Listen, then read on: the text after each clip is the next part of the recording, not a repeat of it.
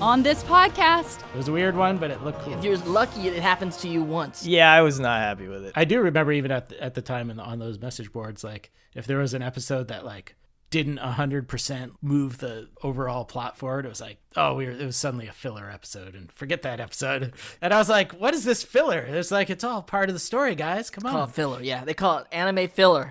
People say that about Omashu, right? It was like, what are you talking about? Well, and that's in the end, some of those episodes end up becoming, Omashu is actually a super crucial episode because it's you introduce Boomy. Absolutely. Totally. Absolutely. And yeah, I mean, the most famous one is the Great Divide one, which I'll say that's pretty fillery. That's terrible. You've got this big gap. It's a big empty hole, yet it is filler. Oh, no. I actually grown to like that. I've grown to like that episode a lot. Yeah, I was not happy with it, but even the episodes that I wasn't as stoked on, there were always moments that I really liked. And that one has some, the various versions of the story, and the cute little game they play at the end. I like the art, I like the art shift in the episodes. With Giancarlo Volpe, I always introduce Giancarlo as the director of The Great Divide. That had the canyon crawlers in it, which I feel like was a cool, creepy animal that we didn't use. I didn't like they're them. super creepy. Great job, guys. I felt like if the ending changed a little bit from the lie, we'd have a whole different feeling about it. Nah, I don't think that would save it. Wait a minute, from the lie? Oh, the lie thing? That's what people hold on to? So it's not like it's the only time Aang does some foreshadow report. It's not like it's the only time he, as a child, makes a choice that is not true. He's a trickster, yeah. He learned from the best. Dante, your earlier question, did we expect or hope? Honestly, describing how challenging it is as a showrunner, and the prize I kept my eyes on was just finishing the story. It's not that I didn't, hope it would be successful or wonder or whatever, but I just thought we just needed to be successful enough that we can get to the end. That's it. Because it wasn't just a show that was like a reset button and, we got to make X number of seasons of it and then it got canceled. We weren't trying to drag this thing on forever. We pitched it with a beginning, a middle, and an end, and we just wanted to finish telling the story. That was the only thing that would bum me out, was that if that opportunity would be cut short. And however successful it might be, we were trying to make something that would last. You write some fantasy novel that lives on the shelves of your Barnes and Nobles and your libraries and stuff. So I grew up on that kind of stuff. I want to add to that pantheon, like cool fantasy stories, cool animation. The trajectory of its popularity has really just kind of gone up and up and up and up. Well, that for the exact reason that you just said, and what Dante said earlier, is like that when people talk about how perfect it is, maybe they aren't talking about whether in this frame Sokka's still holding a cup and in the next he's put it down. Which, by the way, Sokka might have just put the cup down. Like, it's really okay. The best retort to anything like that is like, why don't you make a show? And I will be there, and I will point out all of the retakes that you didn't fix. Yeah. But to be able to lean into the fact that much attention to detail is coming as part of a compendium of this Avatar wiki that is so thorough,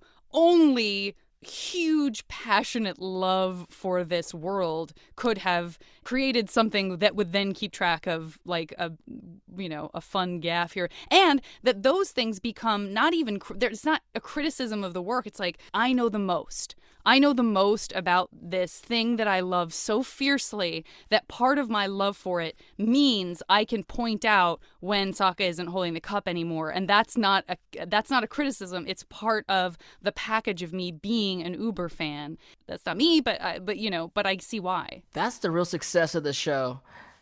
When it's so good, and we've seen it firsthand, I'm sure you guys have too, is when people adopt the show for themselves. It's like the character Zuko, the whole story of Aang, like, it's theirs. It means so much to them that it says something about them when they're talking to me about the show, they're talking about themselves. And that's, it only happens a few times in my career, but certain characters have transcended, certain stories have transcended, and people have adopted it as their story. And it just makes you feel good as a storyteller to be a part of these great stories. If you're lucky, it happens to you once.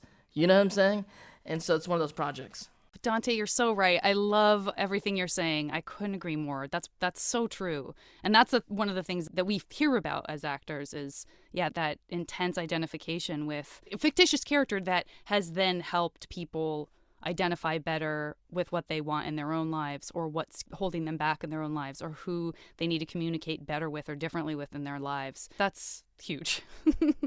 That idea that once you release art out into the world, it's no longer yours. It's like you may give birth to a child, but that child is its own person and it's not you. And it goes on to have its own life and interacts with people, and art is very much the same way. And for me, my favorite medium is music, and there is music by my favorite artists that is such an intrinsic part of my life and my memory and my identity and the evolution of my thoughts and personality, and especially the music. They have, I think, Oliver Sacks, or I don't know, people have studied like the music you're listening to when you're 12, 13, 14.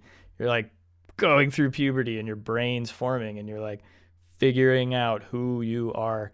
Mike and I talk about this all the time. It's like this notion like that stories are like kind of instruction manuals for living and dealing with other people. And and sometimes you get the right manual at the right time and it makes a big impact on you. So yeah, it's like you released it out into the world. It's your thing, but it's also not your thing anymore. It's because it is now wrapped up in someone else's life and their brain and heart and community.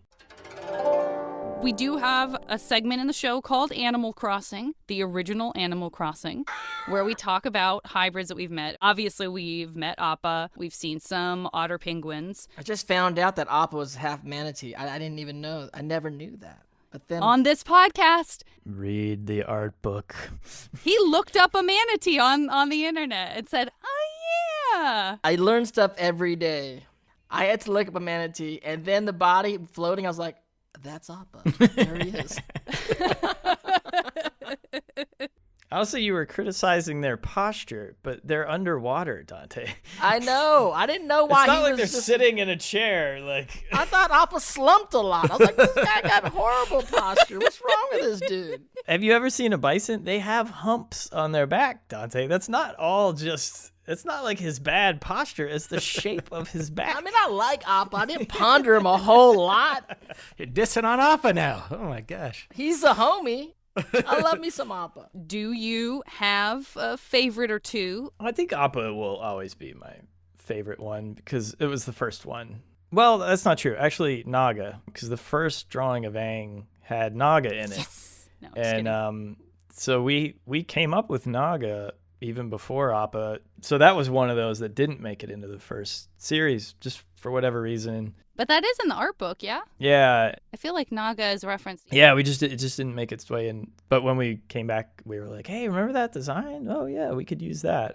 Appa, because it was the first one that, I had this little sketch of Aang just happily sitting on his head, and he was shepherding a whole flock of them through the sky. Had no idea how they flew, didn't know why any of them had arrows or whatever. But back when we were in that intense period between meeting with Eric Coleman and then pitching to him, I actually went to Florida on a quick trip and got to swim in nature with a manatee. That's what happened to me. Yeah, I heard you say that. I actually got to swim with one. It was incredible. With a manatee? Sweetest thing. You could just feel its benevolence, like you really can feel its presence. You want to take care of it even though it's so Yeah. much bigger than you, like sort of the elephant thing where you're just like, oh, you're so gentle and wonderful.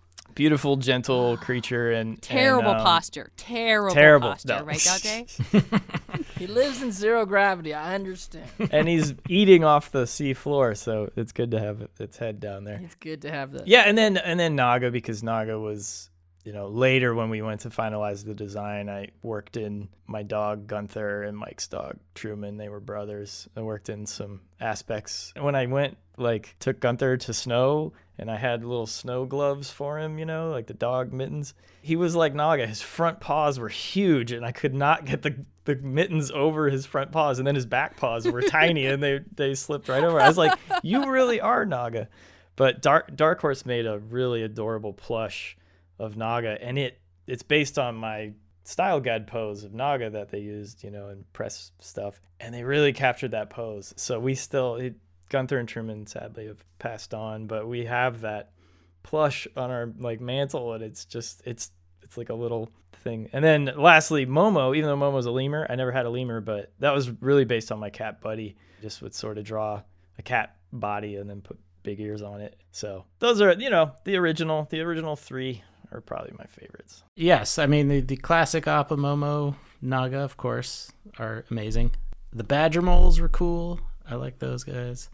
There's this one animal that we put in the, I think it was just in the finale because we needed a super fast land animal, and I don't remember exactly who came up with it, but it was an eel hound. I want to do more with eel hounds because it has a lot of potential, and we didn't really get to do too much with them, but they were kind of cool. They're Spin-off show, Eel Hound in the new universe. kind of like a greyhound with a crazy eel neck, and it was weird. It was a weird one, but it looked cool.